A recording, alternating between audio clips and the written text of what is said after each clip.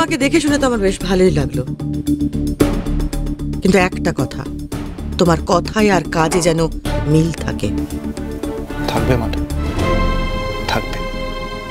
আপনাকে তো আমি প্রথমেই বললাম আমি আপনাকে কতটা সম্মান করি।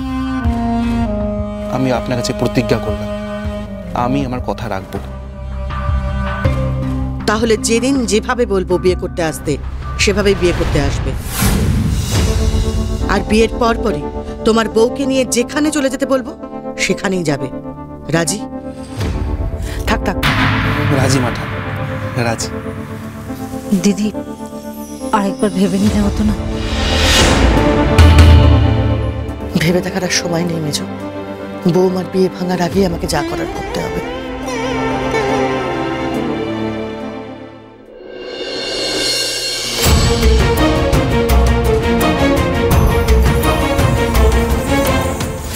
হতে পারে কোনো বড় অসুখ আছে, টেস্টগুলো করতে কিছুদিন সময় নেয়।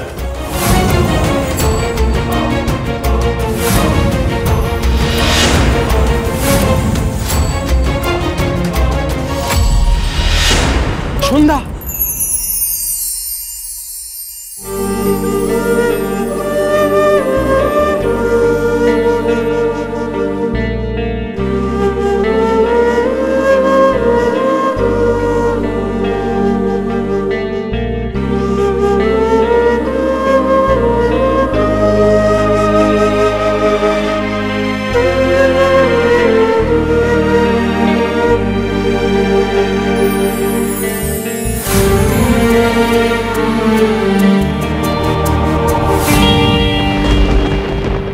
আপনাকে বলেছি না আপনি আমাকে ছোবেন না, আর কতবার বললে কথাটা আপনার মাথায় ঢুকবে? আপনি আপনি হোঁচট খেয়ে পড়ে যাচ্ছিলেন, তাই তো আমি আপনাকে ধরলাম। পড়ে গেলে পড়ে যেতাম, এরপর থেকে আমি পড়ে গেলে আপনি আমাকে কখনো ধরবেন না। বলেছি তো আমাকে নিয়ে ভাববেন না, আমি আপনার কেউ নই। এই মুহূর্তের জন্য কিন্তু এই কথাটা একদমই ঠিক না, কারণ আইনত এখনো আপনি আমার স্ত্রী। সেটা আর বেশি দিন থাকবো না আকাশবাবু। উকিলের কাছে চলুন।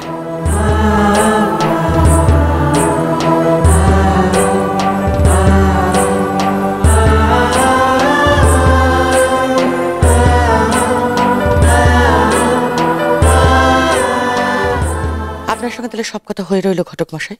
আর বিয়ের দিন আমি কালকে সকালের মধ্যেই জানাচ্ছি। আর হ্যাঁ, তোমাকে একটা কথা বলি, আজকের পর যে দিনটা আগে পাবো সেই দিনই আমি বিয়ের দিন স্থির করব। ওই দিনই তোমায় বিয়ে করতে হবে। সেদিন কিন্তু কোনো রকম কোনো ওজোর আপত্তি, কোনো অজুহাত আমি শুনবো না। বিয়ের দিন কিন্তু পেছোবে না। আমাকে ভরসা রাখতে পারেন ম্যাডাম, আমি যখন কথা দিয়েছি আমি আমার কথা রাখবো। আমাকে বিশ্বাস করে আপনি ঠকবেন না। ও পিসি, দাদার এই ছেলে পাশ করলো না ফেল করলো বৌদিমার কাছে কিছুই তো বোঝা যাচ্ছে না। হ্যাঁ শুনল, কি মনে হচ্ছে বলতো তোর? সন্দেহ করলো না তো? মানে বৌদিমার যা চোখ। আরে না না, মুখ দেখে তো মনে হচ্ছে সব ঠিকই আছে। একটা কথা বলবো পিসিমা, বৌদিমার যদি ছেলেটাকে পছন্দ না হতো আর যদি সন্দেহ করতো, তাহলে কিন্তু বৌদিমার নিজে ছেলেটাকে এগিয়ে দিয়ে আসতো। তবে কি বলছিস সব কথা পাকা? আমার মন তাই বলছে। দেখ, এই সময়তেই না দাদা বাড়িতে, হ্যাঁ, এখানে কি হচ্ছে না হচ্ছে তা নিয়ে যেন তার কোনো মাথা ব্যথাই নেই। আরে আছে রে বাপু, আছে। এতক্ষণ তো বাড়িতেই ছিল, হয়তো বাইরে গিয়ে অপেক্ষা করছে ছেলের সাথে নিজে কথা বলবে বলে। ঘটক মশাই,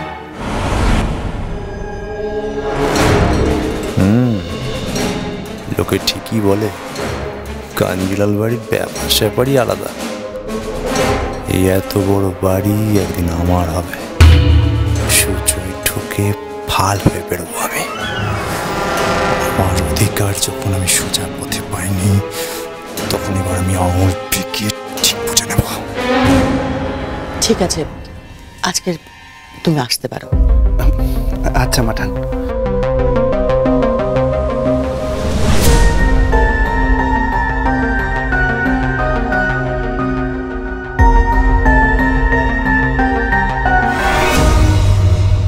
ও কে গো বৌদি? পাত্র বুঝি? আমার কিন্তু দেখে শুনে বেশ ভালোই লাগলো। তা তারার জন্যই ঠিক করলে নাকি ওকে? সব বিষয়ে এত কৌতূহল কেন তোমাদের? হ্যাঁ, এই বাড়িতে বসে না থেকে আর বাড়ির সব ব্যাপারে কৌতূহল না দেখিয়ে গণবিবাহের সব আয়োজন তোড়জোড় করে শুরু করো। আমার জরুরি কাজ আছে, আমি চললাম।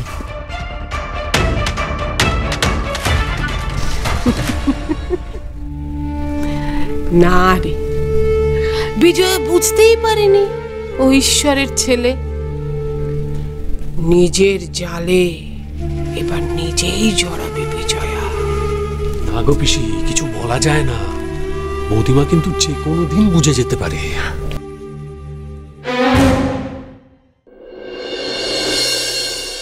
সন্ধ্যাদের কথা কিছু জানতে পারলে? কোথায় এখন ওরা? ওদের কথা তুই ছাড় মেজো, তোকে যে কাজটা করার কথা বলেছে তুই সেটা কর আগে। বৌমাদের ব্যাপারটা আমি দেখে নিচ্ছি, যা। ঠিক আছে।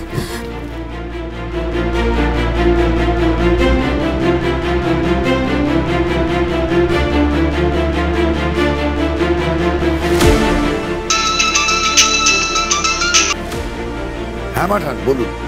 উকিল বাবু, আমার কথাটা ভালো করে মন দিয়ে শুনুন। সন্ধ্যা মানে আমার বৌমা, ও হয়তো আপনার কাছে আসবে ওর ডিভোর্সের ব্যাপারটা নিয়ে।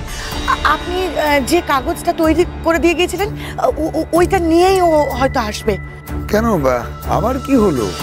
হ্যাঁ, এত কথা বলার মতো আমার হাতে সময় নেই। আমি যেটুকু বলছি আপনি শুধু সেটুকু শুনুন।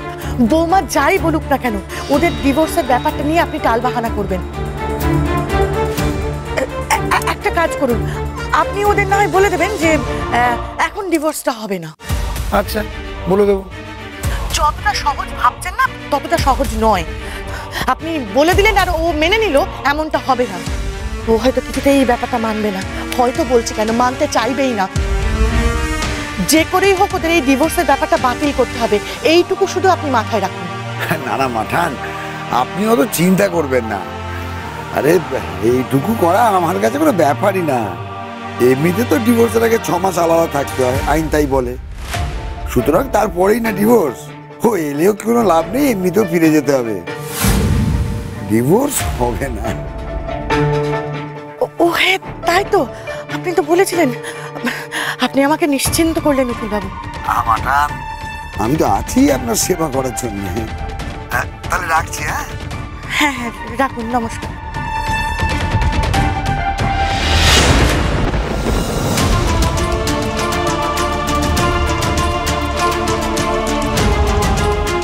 ভেবেছিলাম আপনাকে অনেক কিছু বলবো, কিন্তু এখন দেখছি বেশি কিছু বলে লাভ নেই। তাই যেটুকু না বললেই নয় সেটাই বলছি। ডিভোর্সটা যদি এখনই না হয় তাহলে কিন্তু আমি আত্মঘাতী হব। আর ওই মরে যাওয়ার আগে ওই কী সব লিখে যায় না কাগজে? কি লিখে যায়? ওই তো ওই কাগজে যেটা লিখে যেটা থেকে পুলিশে ধরে। Suicide note? হ্যাঁ হ্যাঁ হ্যাঁ, ওতে আমি পরিষ্কার করে লিখে দেবো যে আমার মৃত্যুর জন্য উকিল বাবু মানে আপনি দায়ী। এসব কি বলছো তুমি?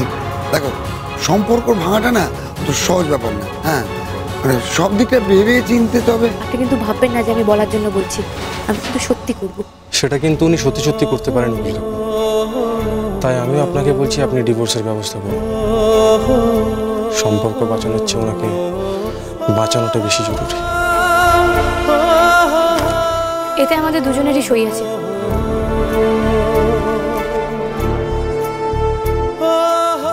বলছেন যে মানে আর কি কোনো উপায় নেই? মরণ বাঁচন সমস্যা দুটোই পথ থাকে, হয় মরণ নয় বাঁচন। আপনি উকিল মশাই, আপনিই বলুন আমার কোনটা করা উচিত।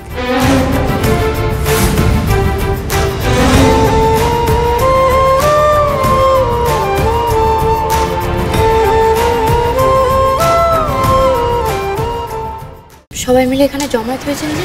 আরে তোমার শাশুড়ি বলছে পরশুদিনই নাকি গণবিবাহের আয়োজন করবে। ওই মণ্ডপে লুকিয়ে তারার বিয়ে দেওয়ার প্ল্যান আছে নাকি মায়ের? আপনি আপনার সংসার ছেড়ে চলে যাবেন, আমাকে ছেড়ে চলে যাবেন? আপনি পারবেন আমাকে ছেড়ে থাকতে? ডিভোর্সটা পাকা হয়ে গেছে আকাশবাবু। আকাশবাবু, আকাশবাবু, আকাশবাবু, আপনি কবে আমাকে এই নামে ডাকতেন? আমি যেসব কিছু সহ্য করতে পারছি, একবার আমাকে হুলোবাবু বলে ডাকুন না, ড্রামা।